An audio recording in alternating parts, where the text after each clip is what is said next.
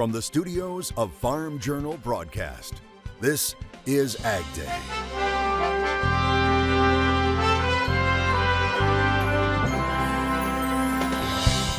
Celebrating a half-century of keeping animals healthy. I'm Charles Denny. Here in 2024, the University of Tennessee College of Veterinary Medicine marks 50 years of animal care and training vets. That story next on AgDay. A sigh of relief for the dairy industry. And the testing that the FDA has continued to release has only cemented that further. The latest on testing of the nation's milk supply after cases of avian flu in dairy cattle, as severe weather hits the country's midsection. It's clear that we are now moving into the heart of severe weather season. A look at the damage and what may be to come right now on AgDay. AgDay, presented by Pioneer. What's next happens when the testing grounds meet the proving grounds. Pioneer. What's next happens here. Good morning, I'm Clinton Griffiths. Chances for severe weather remain in the forecast for today. But hopefully it will be nothing like many people saw over the weekend as severe storms and tornadoes tore across the heartland. We start in Oklahoma, where officials confirmed at least 4 people were killed, including an infant, after a tornado outbreak there Saturday night. One of the hardest hit towns is Sulphur, where an EF3 tornado touched down and at least 30 people were injured. It's believed as many as 27 tornadoes hit the state on Saturday, but that number may grow higher as crews survey the damage. Damage in the state was reported from northern Oklahoma to the Red River.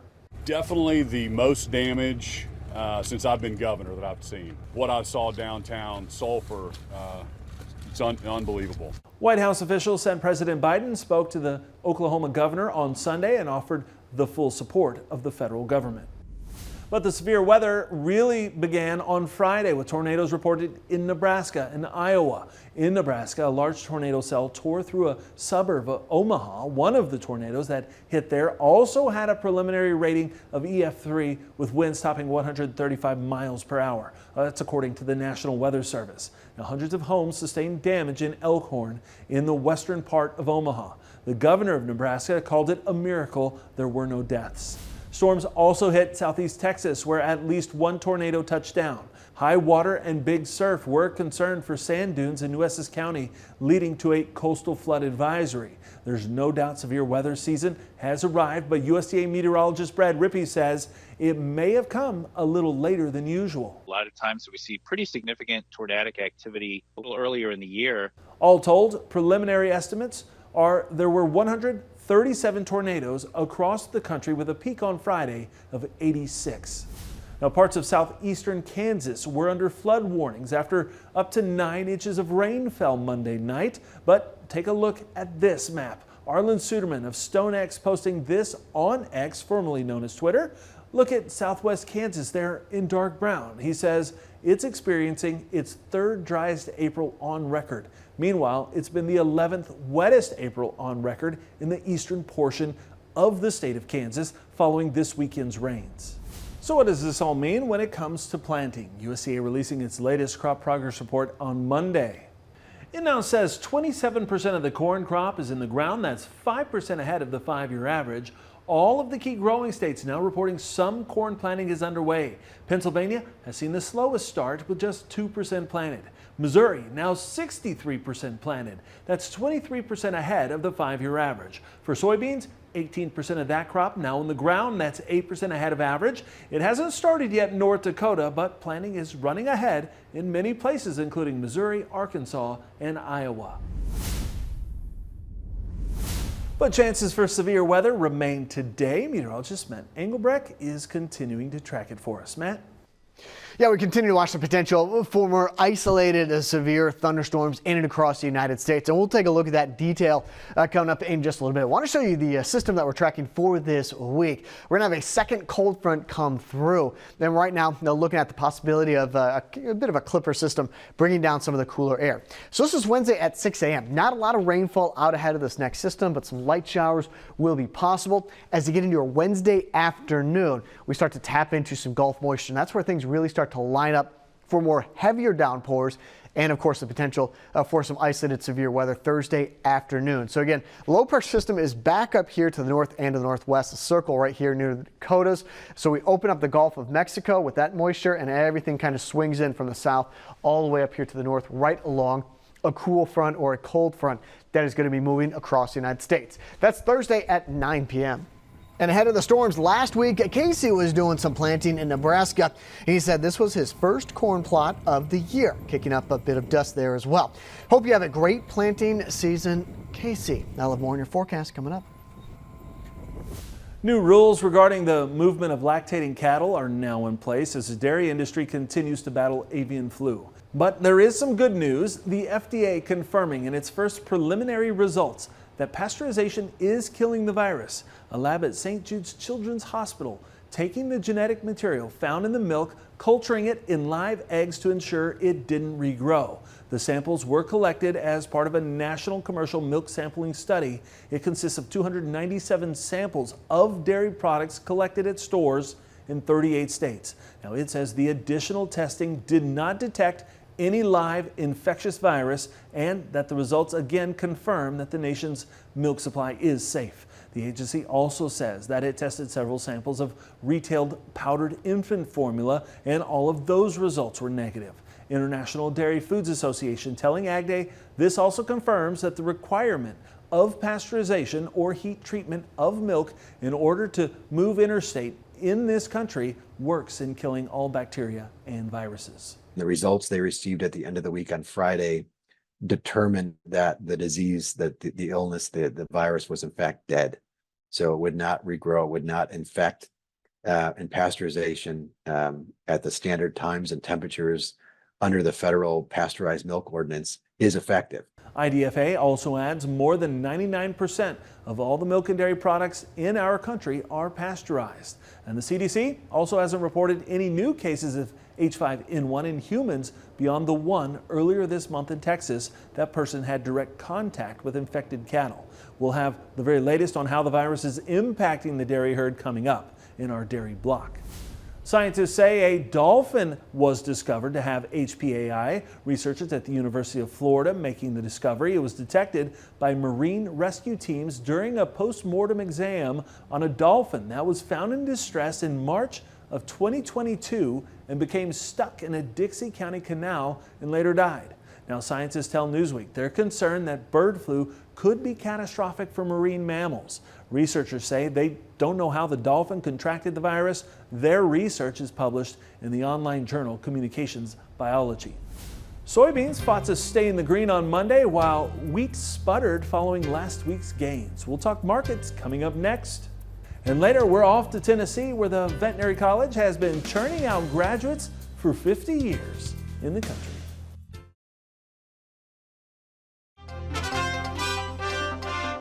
The world's biggest fertilizer maker is looking to get out of 3 countries in order to focus on Brazil. Bloomberg reporting Nutrien plans to sell its retail operations in Argentina, Chile, and Uruguay.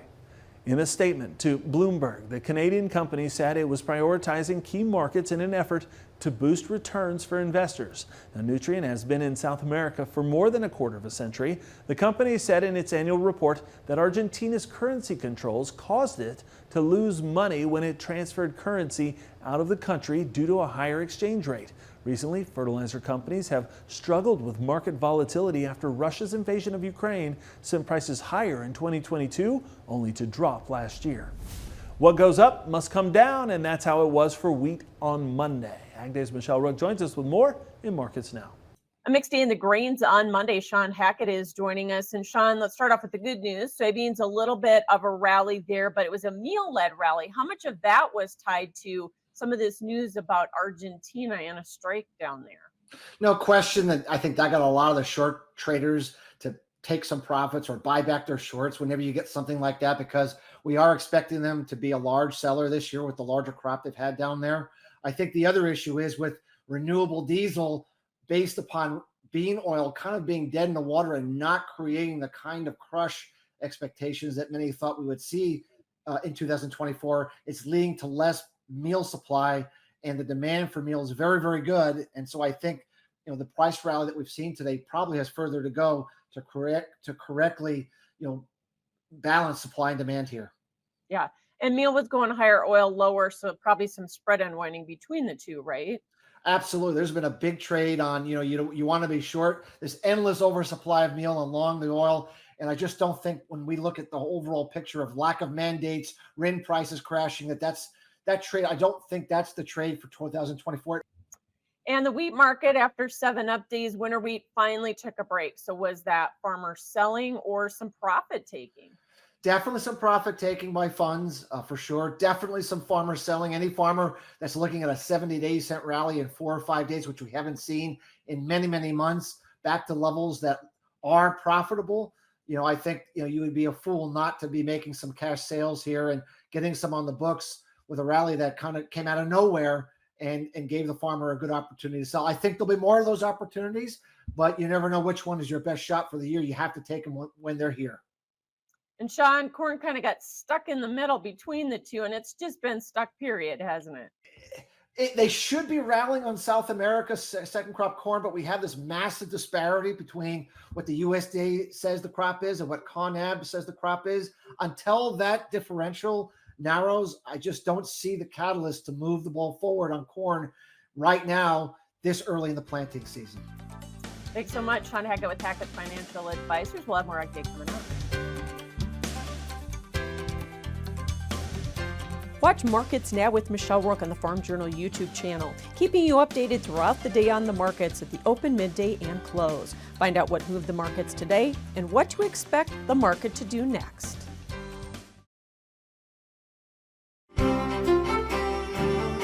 So as we talked about earlier, there is going to be the potential for some stronger storms, a few severe storms in and across, again, locations that were devastated by tornadoes earlier this weekend and last week. So a few severe storms will be possible back up into Minnesota, all the way back down here south into parts of West Texas coming up on Tuesday.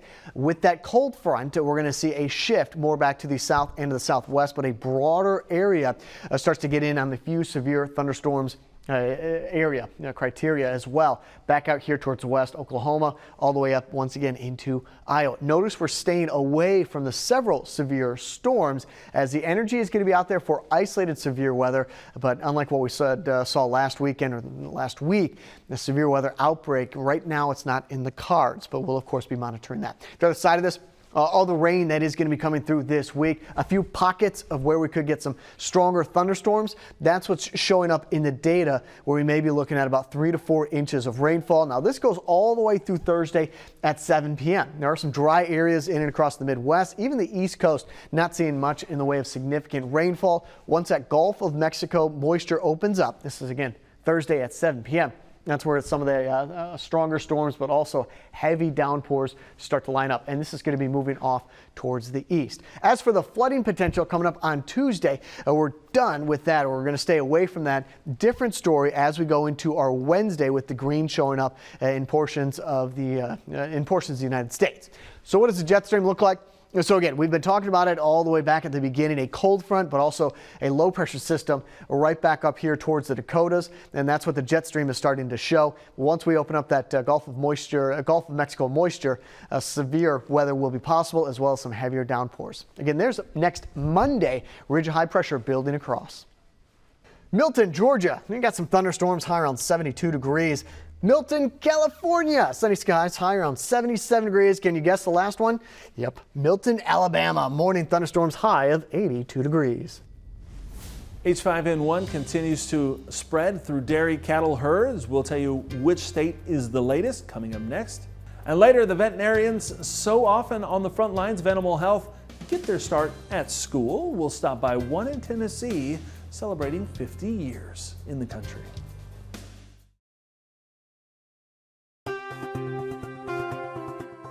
Colorado is now the 9th state to have dairy cattle test positive for avian flu. The state's Department of Agriculture confirming a detection of H5N1 in dairy cows in the northeast part of the state. It marks the first detection of avian flu in cattle in Colorado. Now, the state veterinarian saying that while they don't yet completely understand the mechanism of transmission of the virus, they do know that it appears to be spreading from cow to cow and between herds. Over the weekend, the department did clarify the order, which goes into effect today, Monday, the 29th, It did clarify that this will not affect cattle moving to sale barns intrastate and then moving out of state for slaughter. There was a lot of concern potentially that would impact the beef market. And they have clarified that as long as the cow is quote unquote healthy, it requires a VCI from a vet certifying that it's a healthy cow, and there's no test required for HPAI. Colorado brings the number of states impacted by avian flu in dairy cattle to 9 and the number of affected herds across the U.S. up to 34. An Olympic gold medalist and a popular dairy product are teaming up. Gold medal swimmer Katie Ledecky is partnering with Fairlife's Core Power Drink. The product has served as the official protein drink of Team USA for several years. Fairlife officials said when they heard that the drink was already an important part of Katie's training plan, they knew they had found the perfect match. Now, Ledecky is one of the most decorated female athletes of all time. In 2020, she went viral for swimming the length of an Olympic-sized swimming pool with a glass of chocolate milk on top of her head. The campaign with Fairlife is due to launch soon. And something new for cheese lovers in the Philadelphia area. It's a 24/7 cheese vending machine. It's courtesy of the fine folks at Perrystead Dairy in the Kensington neighborhood. It's serving fresh cheese and fancy meats at all hours, including its internationally recognized cheeses. 50 years is a long time for anything to last. Up next, we're off to Tennessee, where they're celebrating 5 decades of teaching and preparing new veterinarians for the future in the country.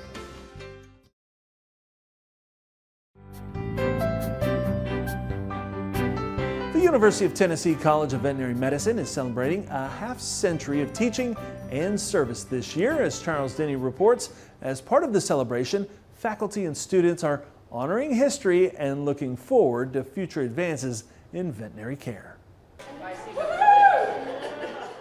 Not an audition for that 70s show, but a celebration of the year 1974 just the same. The wacky clothing, the vibe, all to go back in time. Staff and students at UT's College of Veterinary Medicine dressed up in 70s garb as a fun way to mark the school's 50th anniversary.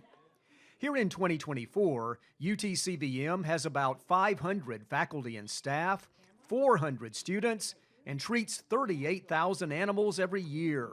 But its core mission, training tomorrow's veterinarians. The college has maintained a fidelity to that goal, that concept, that teaching has been and will always be job one. Bob DeNovo hasn't been around the whole half-century, but close, 43 of the 50 years. As a veterinarian and professor, he says the faculty here treat their students as colleagues in training, providing them both classroom and hospital teaching environments. Tennessee students have a reputation of coming out well-trained, both with their fundamental knowledge as well as their hands-on practical skills. In its 50 years, the college has graduated 3,000 veterinarians, and more than half the veterinarians practicing in Tennessee today went here. Abby Metcalf from Memphis is a fourth-year student looking to work in animal pathology. I had a great experience overall. Vet school can be really difficult. There's lots of studying and lots of hours and hard work put into that, but I feel like I had a lot of great mentors. Cassie Lux mentors students in operating rooms, here performing what's called a laparoscopic gastropexy on a police dog. The procedure helps prevent bloat, a life-threatening condition in large dogs. All around Dr. Lux, students observe and assist, and this surgery is an example of the growth in technology in animal care over the years. Preventive medicine here that may prolong this canine's life and service. What that means is we take the stomach and we tack it to the body wall so that dogs that are at risk of something called a GDV, or gastric dilatation volvulus, the stomach can't twist on itself, which can be a life-threatening situation. The Veterinary College has in its logo 3 key terms: knowledge, discovery, compassion. That's a spirit here that contributes to learning and patient care. A half-century to be proud of, and still to come, more skilled doctors to take care of animal, human, and environmental health. This is Charles Denny reporting. All right, thanks, Charles, and that's all the time we have this morning. We're sure glad to tune in. From all of us here at AgDay, I'm Clinton Griffiths. Have a great day.